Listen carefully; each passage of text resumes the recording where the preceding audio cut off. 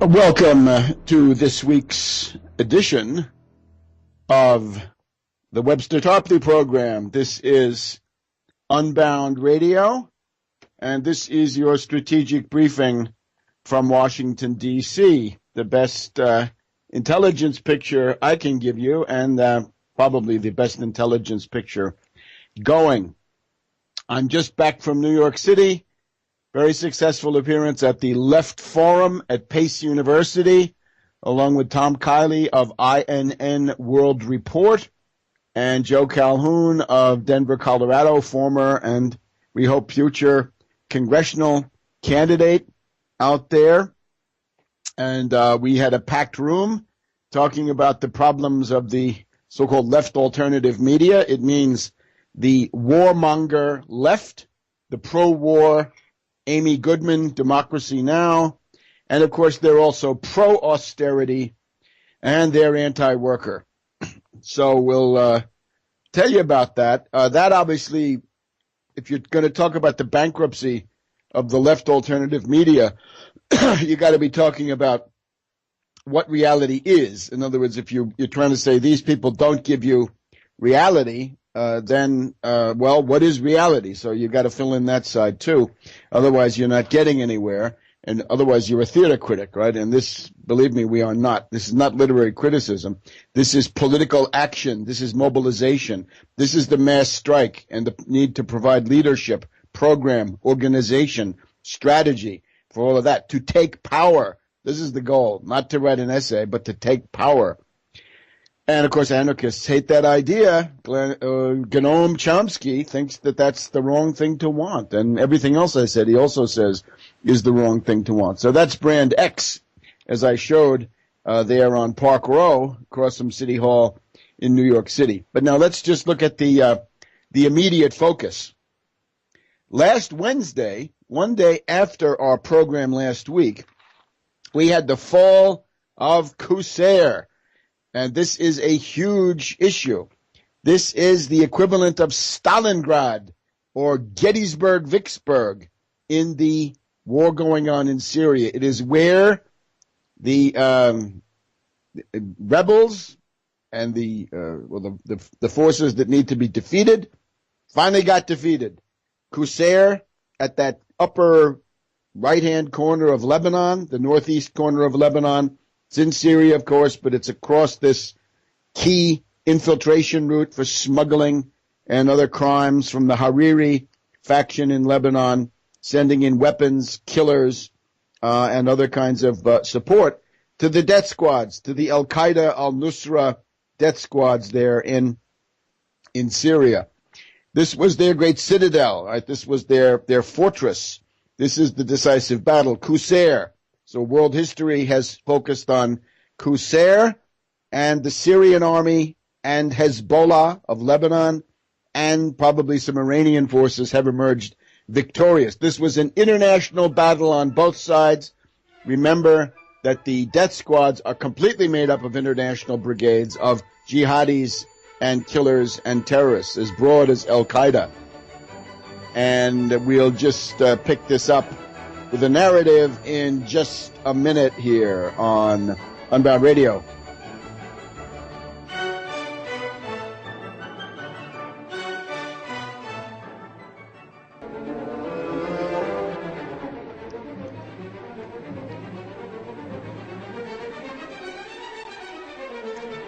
Welcome back to the Webster Tarpley Program here on Unbound Radio, and it's Tuesday, the 11th of June, and we're looking at the world strategic situation after the fall of Qusair, the great fortress of the death squads, the Al-Qaeda, Al-Nusra, and indeed Islamic State of Iraq terrorists that are operating there. They have been defeated. This is now like Stalingrad, but it's also like the Falaise pocket, the Falaise breakout of after the Normandy invasion, right? After a period of time, right, June and July and into August, when the U.S. and the British were fighting the Wehrmacht there in the hedgerows of Normandy, and it's very, very slow, and it doesn't seem to be moving at all, and it's not going anywhere. And then you get this Falaise battle, the Falaise pocket, and then the breakout. And at that point, the Wehrmacht has to essentially fall back to the Low Countries and way, way beyond Paris, practically, if not to the Rhine, well, then at least to the eastern part of France, the far east part of France. So that's something of what's going on. It's the equivalent of the Falaise breakout. And what you're going to see now is that instead of having the people fighting in the area around Qusair, you're going to see that the battlefront will move all the way back to Homs, which is not that far away, and then all the way to Aleppo. And, of course, the rebels' ability, the terrorist ability to keep causing trouble in the area of Damascus is going to be radically diminished. So this is a big turning point. Now, therefore, what is the answer coming from the other side? Because this is the really interesting part. On the same day that Qusair fell, that last Wednesday was the 5th of June, 2013, a day of destiny. You've got the British and the French, who are obviously very devoted to the Sykes-Picot concept, that they get to decide who rules in Syria, right? Who gets to rule the Levant, the Eastern Mediterranean, the old Ottoman Empire territories. The British and the French, that's Cameron and Haig on the British side, Fabius, foreign minister, and Hollande on the French side. They're demanding that the United States attack Syria. This is the big strategic fact. The British and the French are ready to fight to the last American. Isn't that great?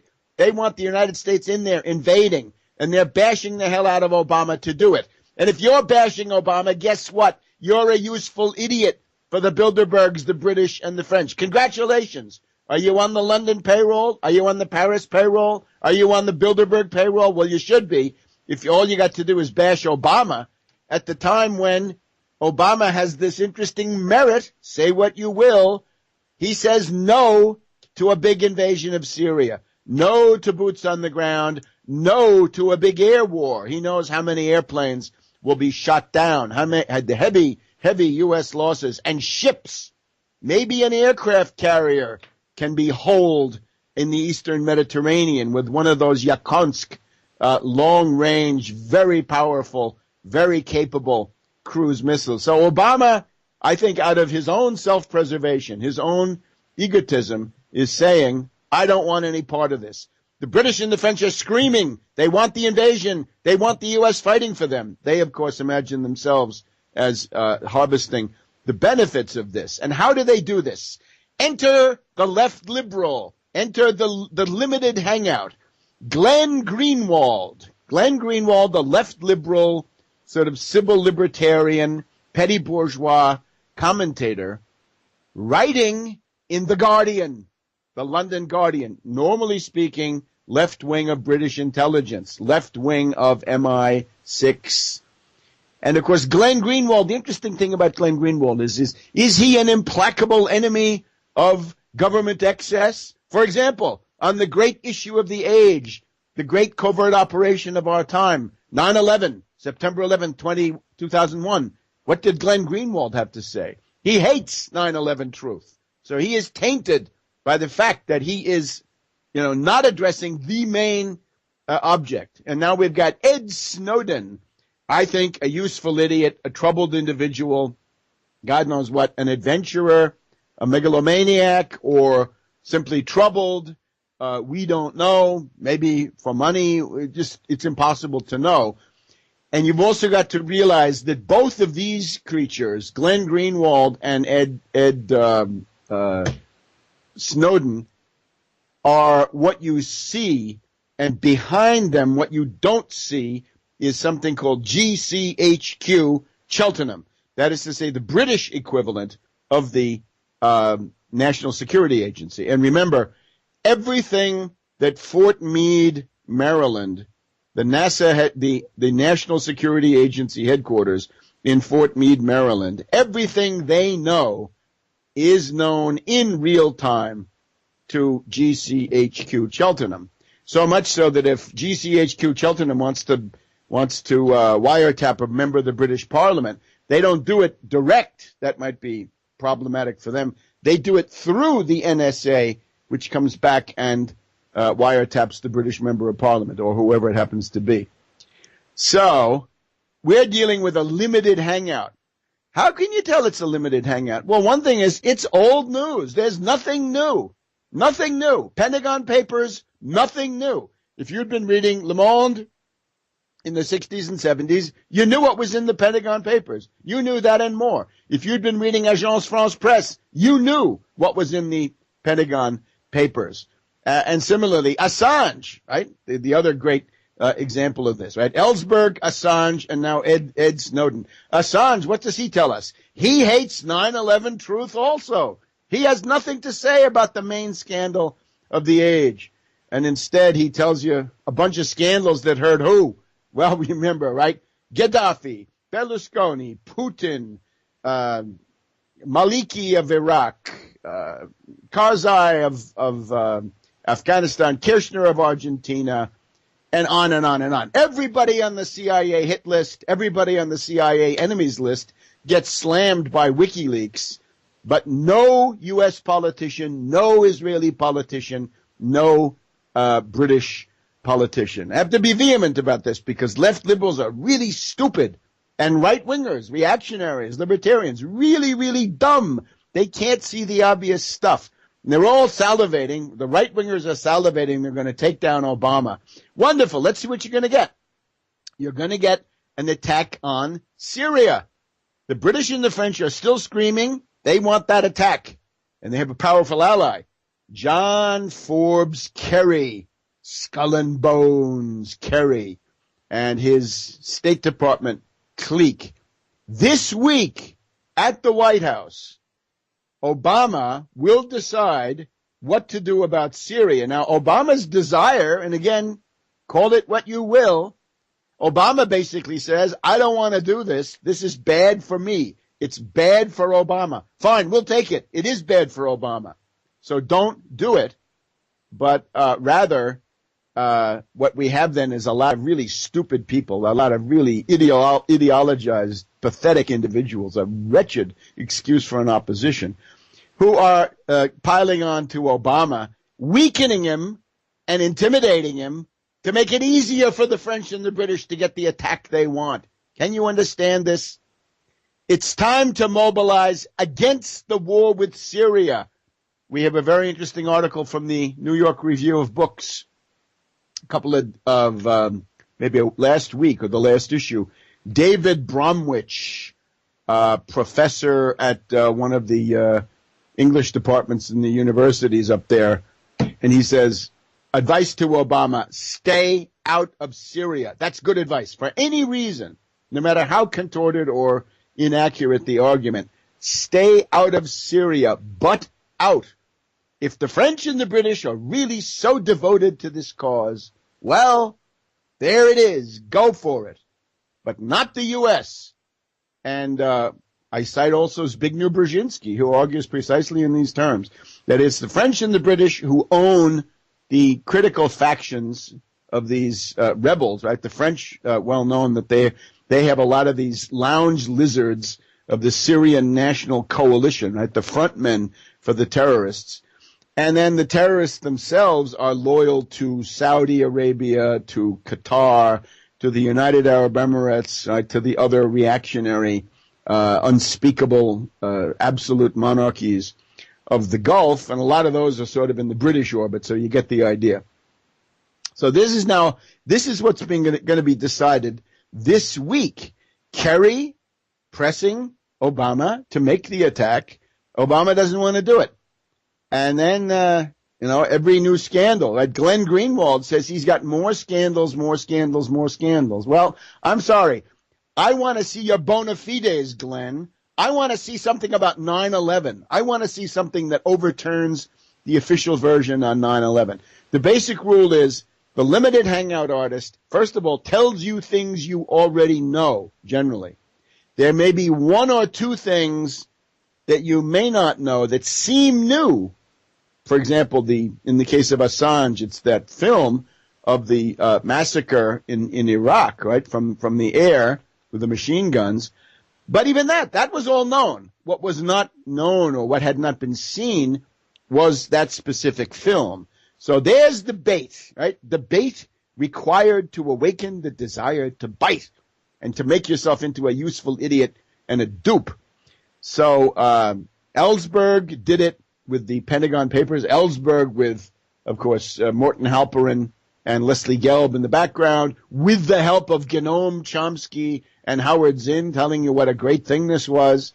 That was one fraud. The Pentagon Papers obviously covering up for the CIA, right, trying to whitewash the CIA on massacres, on Operation Phoenix, on drug running, on many, many other things, and to demonize the U.S. Army, right, to put it off on them, right, all the draftees, yeah, get them. Get Lieutenant Calley. Don't go after Alan Dulles, but get Lieutenant Calley. And the other thing, of course, in the Pentagon Papers, there's nothing about the main covert action of the age, the Kennedy assassination. And then we come to Assange and Ed Snowden. Both of them are very self-righteous. Both of them are holier than thou, right? They're takfiris here in the West. And they say, we have nothing about 9/11. And in the case of Assange, he actually hates it. Now, in the case of Ed Snowden, he's a Paul-tard, folks. He's a follower of the leprechaun. So it means he voted for genocidal austerity against the American people. He voted to cut 63% out of food stamps for 50 million Americans. So he would have blood on his hands. He would have Americans dying of malnutrition and starvation. So what's the kind of humanitarian he is? He's a libertarian, a jackal, an austerity ghoul. And we have that because he gives money to Ron Paul and also, voted for him according to most accounts. That seems to be what he says. So this is now the situation. I have to say also the leftists not looking too good at this confab there in New York, right, that we just had, the Left Forum. There was an evening there with Oliver Stone and Kuznick, or Klutznick as I call him. They were there, and we'll talk about this later, get into the content of it. But one of the things they showed was Glenn Greenwald, and sure enough, there goes a round of applause for Glenn Greenwald. As Mort Saul, I think it was, once said, American leftists have had so few heroes that they give their heart away to any plausible faker who comes down the pike, from Ellsberg to Assange to Sanders or Snowden, whatever his name is. And, well, there you have it. Now, naturally, I don't wish any of these people bad, any evil consequences.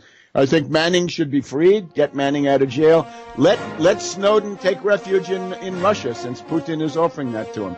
But mobilize to stop the war with Syria. That's the main front. No war with Syria. Call the Obama White House. Try to put some backbone into that guy. We'll be back in a minute on World Crisis Radio. Sorry, on Webster Tarpley Program.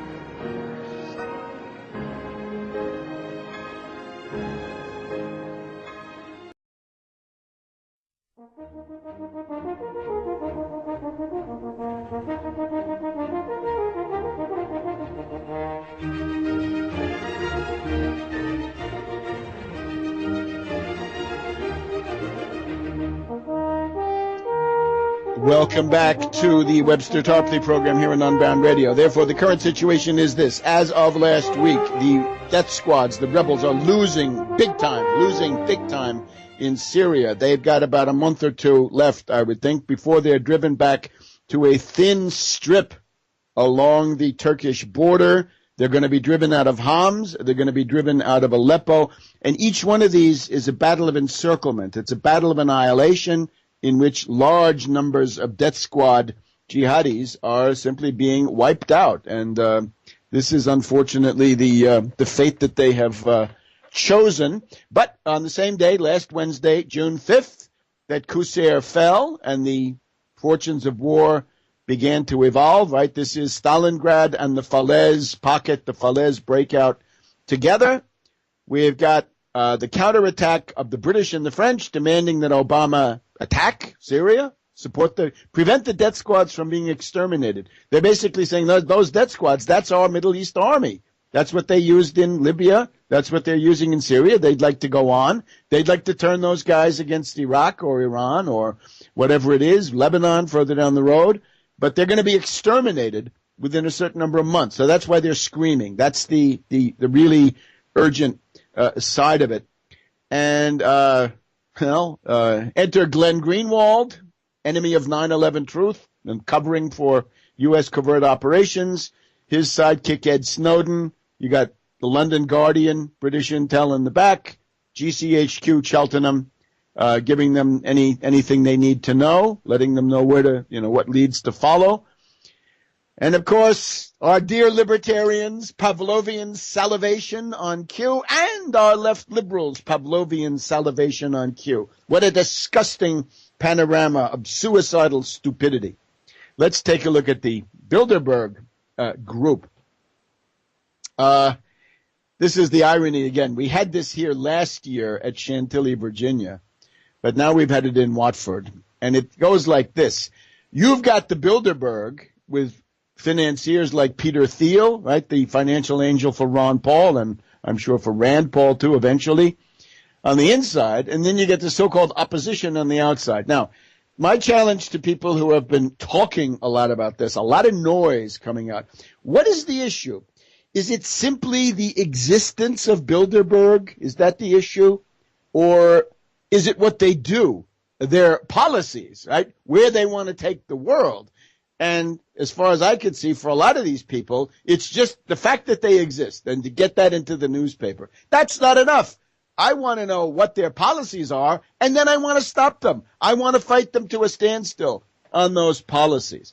And, of course, this Obama thing, this leads the pack, right?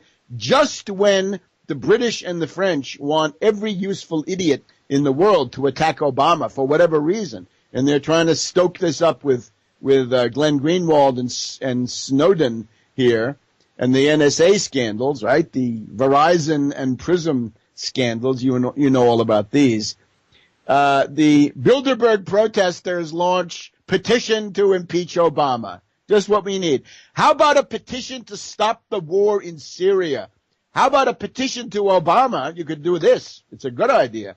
You send it to Obama. You say, don't attack Syria, because if you do, we will throw you out of office. We will get you impeached. But if you stay away from these wars, this war in particular, then, that will look different.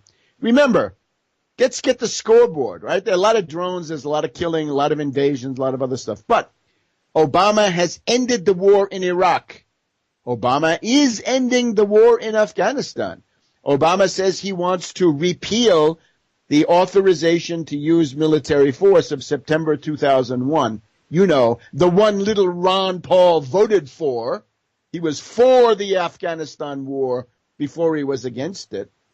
And now Obama says no to the attack on Syria. Now, of course, Obama does a lot of terrible things, renditions, Guantanamo, drones, assassinations, special forces, killing scientists, all kinds of things.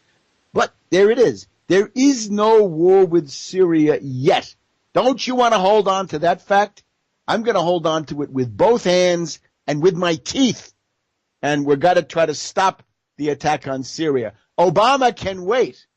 Obama can wait. Ed Snowden can wait, right? The NSA can wait. The issue right now is no war with Syria. Mobilize on that or be damned. And we'll be back in a minute.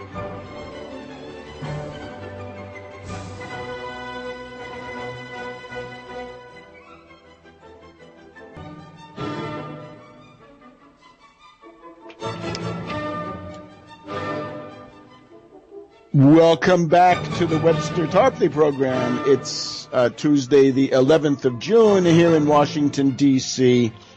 I'm wrapping up this Bilderberg. So again, we've got the Bilderberg going on inside with Thiel, the anarcho-capitalist, the predator young wolf, supporter of Ron Paul and Rand Paul. And the inside, and then on the outside, we've got the so-called protest. And the truly amazing thing is that what the Bilderberg most aggressive faction around Thiel wants Seems to be pretty much what the opposition wants. And I say this to point to the fact it is not enough to denounce the existence, to expose the existence of the Bilderberg Group. That's just elementary. But then you've got to find out what are their policies, and then you got to fight those policies and replace them with something better. The embarrassing thing for so many of the opposition is that as soon as they get into discussing what the Bilderberg policies are, many of them are the same. The most obvious policies are the same.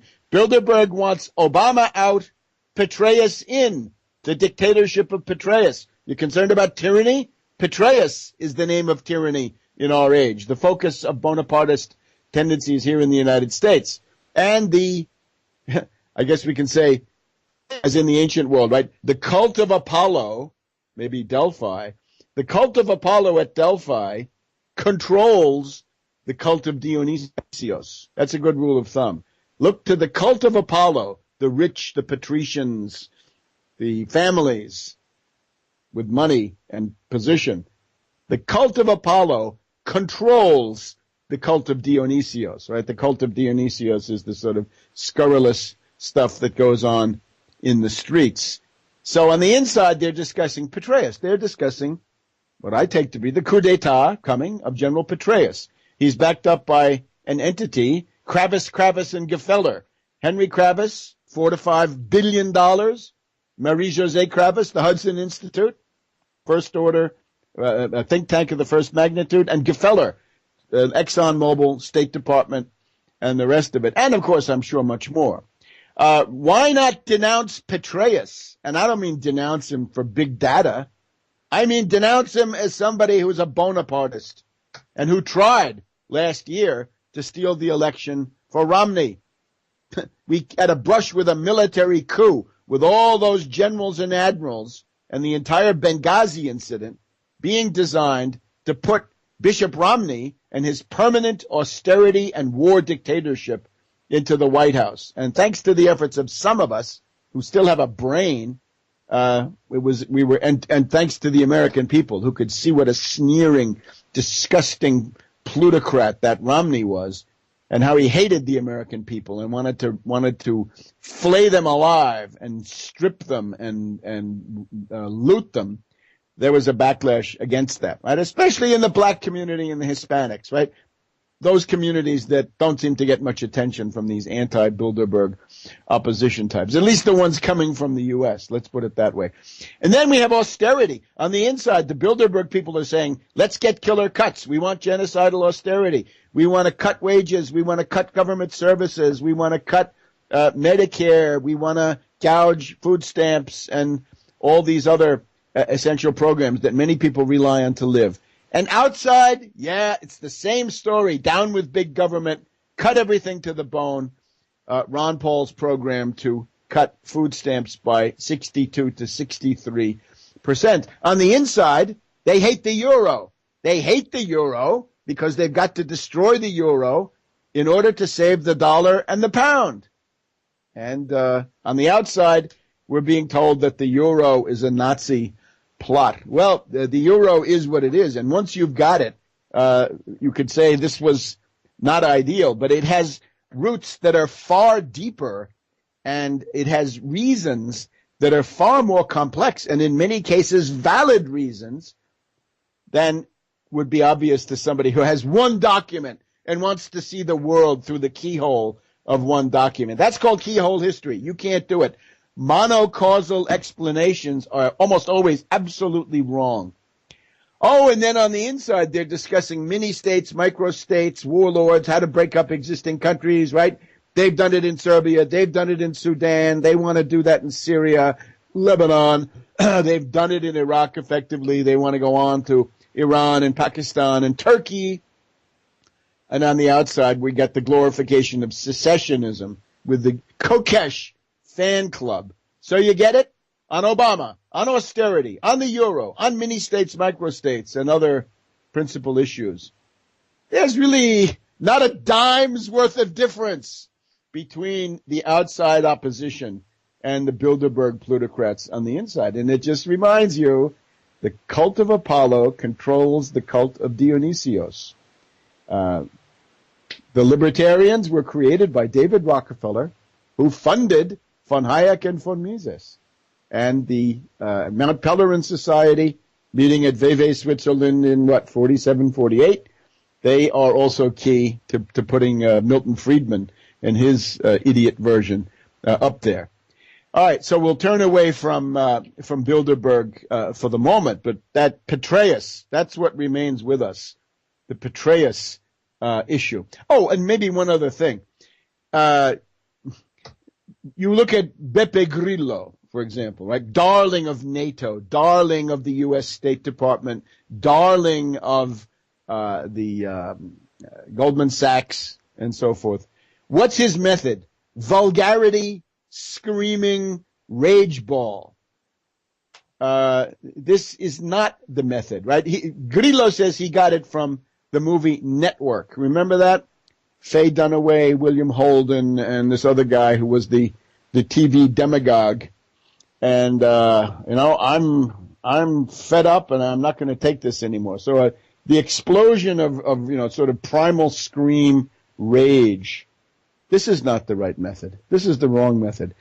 There has to be an appeal to reason. And when you see it in Grillo, you see the demagogue. You see the veneer of civilization wearing thin, and underneath that, the primal scream and other forms of irrationalism, quite frankly. You got to have a reasoned discourse. There has to be an appeal to reason and an appeal to enlightened self-interest, as well as an appeal to emotions in the form of righteous anger about what Wall Street and the City of London have done. All right, but now let's switch over to another very interesting topic, and that is the Saturday evening at the Left Forum in New York City. We had a presentation by the distinguished filmmaker, and at times he has done things of tremendous value, Oliver Stone, and a lesser figure, a historian, I think from American University, Philip Kuznick. And Kuznick, I'm afraid, has essentially dragged Oliver Stone away from his own much better instincts and exercised a baleful influence on this new 10-part sequence on Starz Network. Apparently they're up to 12 sequences now, and then they've got an 800-page book, and we'll look into that too. One of the obvious problem with this was this is a left forum, right? And they tell you during the course of the debate, they show you some film clips and so forth, and they say, all right, we want to make sure we get this all done because we want to leave plenty of time for discussion at the end. Plenty of time for discussion here at the Left Forum. So there's a microphone, and there's a guy, I'm up there. I think I'm number 3, and then I become number 2. And then they say, we get to because they don't want to stand up anymore. So we get to the end of the program, and they say, okay, now it's question time. And then they look and they see there's a line of people at the microphone, and they said, oh no, we didn't mean real questions from live people who can answer back and develop, the famous Platonic dialectic dialogue. No. We have questions on cards, which we're going to carefully screen and otherwise, essentially deprive of any edge, right? Now, these were all softball questions. It was the method of the National Press Club. So Left Forum, New York Left Forum, takes over bankrupt method of National Press Club. So they wanted to screen this duo of Oliver Stone and Kuznick from, criticism. Now, they have been criticized. Then let me make this clear. The Princeton historian Sean Willents has criticized them in a way which I think is absolutely invalid. He's criticizing them from the right. He's criticizing them saying, you should hew close to the establishment line. You guys are anti-establishment, and that's no good. I'm attacking now, I'm criticizing from the left, and I say, you are not anti-establishment enough. You are hiding, or you are avoiding and dodging the big questions that would actually lead to a different concept of the history of the last 60, 70, 80 years. Now, let's just look at a couple of things here. In his distinguished JFK movie, right, Oliver Stone was nothing less than heroic in tearing apart the Kennedy assassination cover-up. And that has, thank God, become a permanent datum of the outlook of the American people. But now when you look at this series, what we find, first of all, is there is no systematic development of the case that Kennedy was assassinated by the CIA operations directorate, which is implicit, certainly very strongly, in the movie, right, based with the Fletcher Prouty material and so forth. So, in effect, all we learn in this movie, The Untold History of the United States, I guess it's called, Stone and Kuznick, all we know is that Kennedy had powerful enemies. Well, lots of people have powerful enemies. That's not enough. Then this is compounded. Going backwards, in the case of Franklin D. Roosevelt, we have an assassination attempt in 1933, a coup attempt in 34-35, another coup attempt in 37, another coup attempt in 42, and finally, it looks to me like an assassination by poisoning, most likely between 43, 44, and finally the death in 45. And, well, one of the merits of the Stone and Kuznick book is that they discuss the work by Elliot Roosevelt called As He Saw It. Elliot Roosevelt, son of FDR, had been with him at the Casablanca and Tehran conferences and writes what he saw. And this was conflict, very, very sharp clashes between Roosevelt and Churchill. Churchill saying the British Empire will last forever, and Roosevelt saying, no, we're going to take down your empire at the end of this war. We're saving you, but we're not saving your empire. We're saving you from Hitler, but we're not here to preserve the British Empire with American blood. Isn't that amazing? They're always ready to fight to the last American, as they are today, right? Cameron and Hollande. So, Elliot Roosevelt is a good source, and they have him. Why not follow this a little bit further? We have the famous Parade magazine interview of Elliot Roosevelt, where he goes to the Kremlin in 1946, and Stalin says to him, your father, Franklin D. Roosevelt, President of the United States, was assassinated by the Churchill gang, by Sir Winston Churchill and his gang, using poison. Stalin then says, they're also trying to kill me, Stalin. And they eventually succeeded, as far as we can tell. And we know also from Harriman, another name that came up in this debate, Harriman, Averell Harriman, U.S. ambassador to Moscow, when he went to the Kremlin to tell Stalin that Roosevelt was dead, Stalin said, I believe he was poisoned. I want my ambassador Gromyko to see that body. And eventually the answer is no. And there's an attempt to blame Eleanor Roosevelt for this. I don't know whether that's going to be valid. I think some other people might have wanted to hide the fact that Roosevelt was murdered from somebody like Stalin. Anyway, when Stalin says something, this is not some lunatic conspiracy theorist paranoid that you meet in the street. This is the Soviet Union. There's the KGB, the GRU, the Mindel, the Soviet Foreign Ministry. This is a whole huge apparatus speaking through Stalin. So that has to be taken seriously. Not a word. So there's not a word about the assassination attempts and the final assassination of Franklin D. Roosevelt. There's not a real word about the real Kennedy assassination. And, of course, there's not a word about 9/11. There's not a word about the great covert operation of our own time. So not good enough. Not good enough. A few more things on this in our final segment.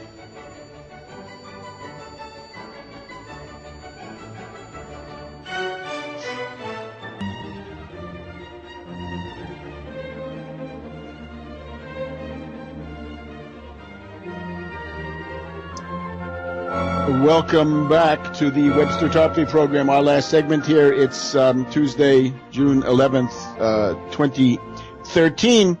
Talking about the debate there. It really was no debate, unfortunately. It was a monologue with more voices from Oliver Stone, Kuznick, one or two others at this Left Forum in New York. Here's what it comes down to. If you ignore the assassination and coup attempts against Roosevelt, you ignore the Kennedy, the real background of the Kennedy assassination, because that's a retreat for Oliver Stone. That's lamentable.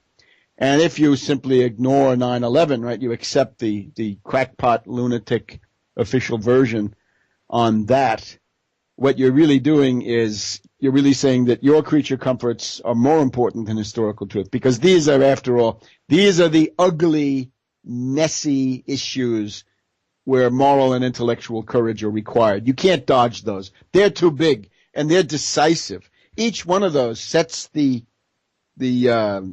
situation for an entire era. A 20 or 30 year time frame is essentially preset by the Roosevelt assassination, the Kennedy assassination, and now by 9/11. And we see how hard it is to break out of the lunatic logic of these things.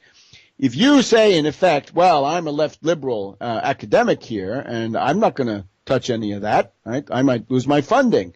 That's too messy. I might get called a conspiracy theorist. This is what it comes down to.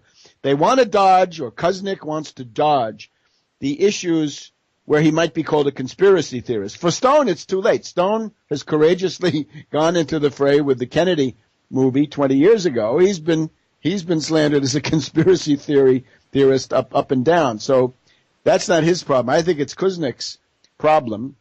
Don't be a conspiracy theorist or you'll lose your tenure or whatever it is.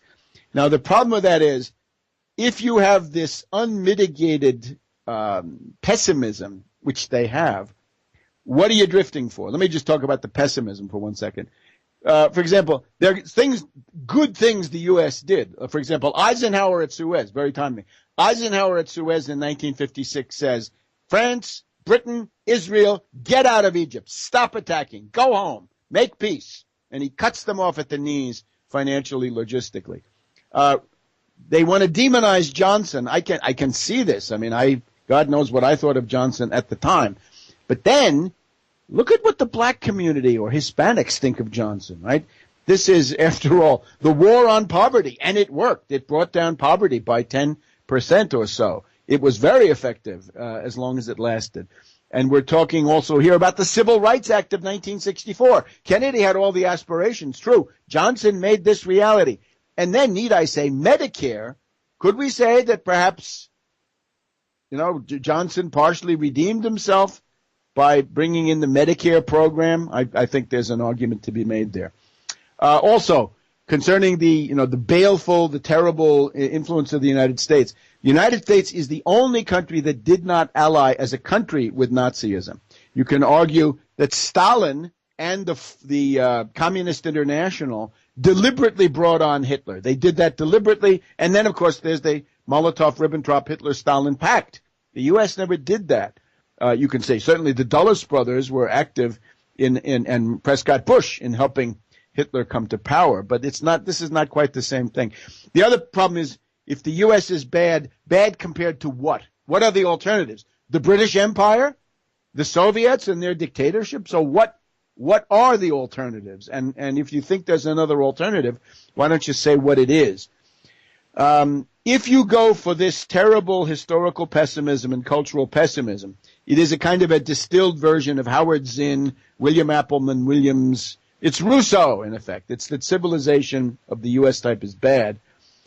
If you do that, and you're not willing to grapple with the dirty, dangerous, messy questions of the Roosevelt-Kennedy assassinations and 9/11, then I'm afraid you're leading either towards a generalized historical pessimism, that human existence is hopeless and that action is futile, which I think some people might conclude from this, or a collective guilt on the American people. And when it comes to collective guilt, we say no collective guilt. Not for Germany, not for the United States, not for anybody.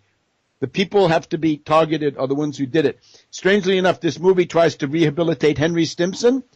The order to put the Japanese in the concentration camp comes from Stimson and McCloy. The order to drop the atomic bombs comes from Stimson. They want to rehabilitate Marshall, the guy who installed Mao, leading to 100 million dead. And then Kennan, even, they want to rehabilitate. This is not good. And above all, they don't address the Wall Street rogue network.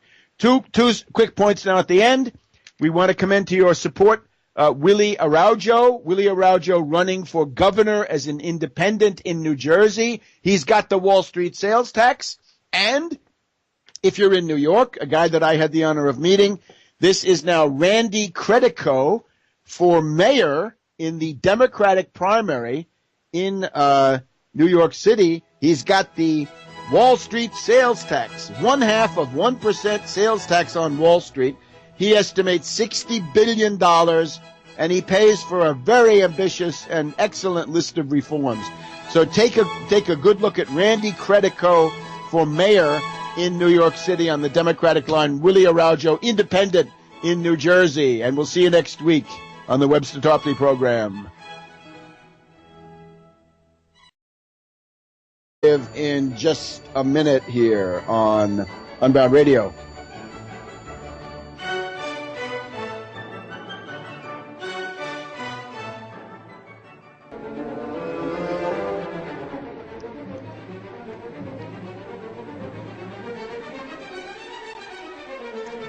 Welcome back to the Webster Tarpley Program here on Unbound Radio, and it's Tuesday, the 11th of June, and we're looking at the world strategic situation after the fall of Qusair, the great fortress of the death squads, the Al-Qaeda, al-Nusra, and indeed Islamic State of Iraq terrorists that are operating there. They have been defeated.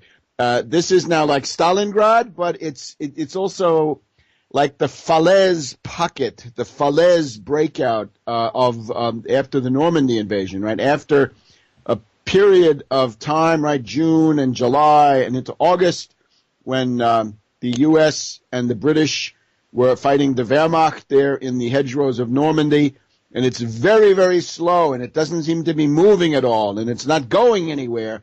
And then you get this Falaise battle, the Falaise pocket, and then the breakout. And at that point, the Wehrmacht has to essentially fall back to the Low Countries and way, way beyond Paris, practically, if not to the Rhine, well, then at least to the eastern part of France, the far east part of France. So that's something of what's going on. It's the equivalent of the Falaise breakout.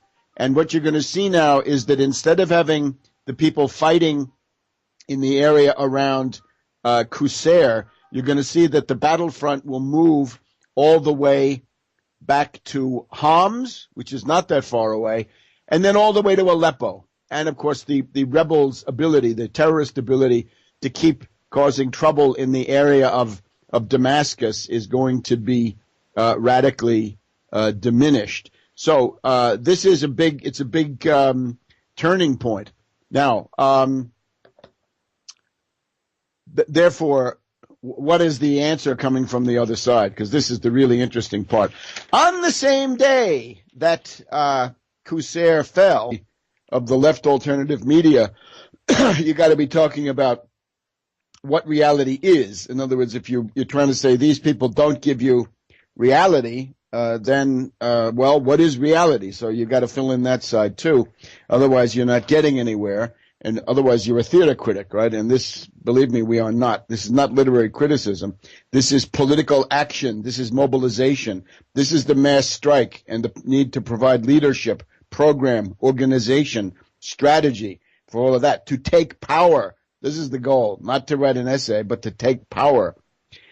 And, of course, anarchists hate that idea. Noam Chomsky thinks that that's the wrong thing to want. And everything else I said, he also says, is the wrong thing to want. So that's Brand X, as I showed there on Park Row, across from City Hall in New York City. But now let's just look at the immediate focus. Last Wednesday, one day after our program last week, we had the fall of Qusair. And this is a huge issue. This is the equivalent of Stalingrad or Gettysburg-Vicksburg in the...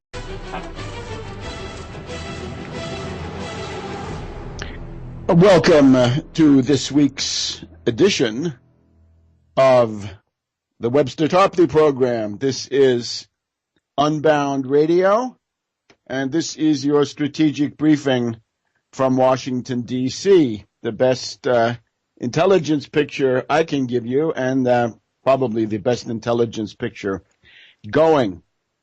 I'm just back from New York City.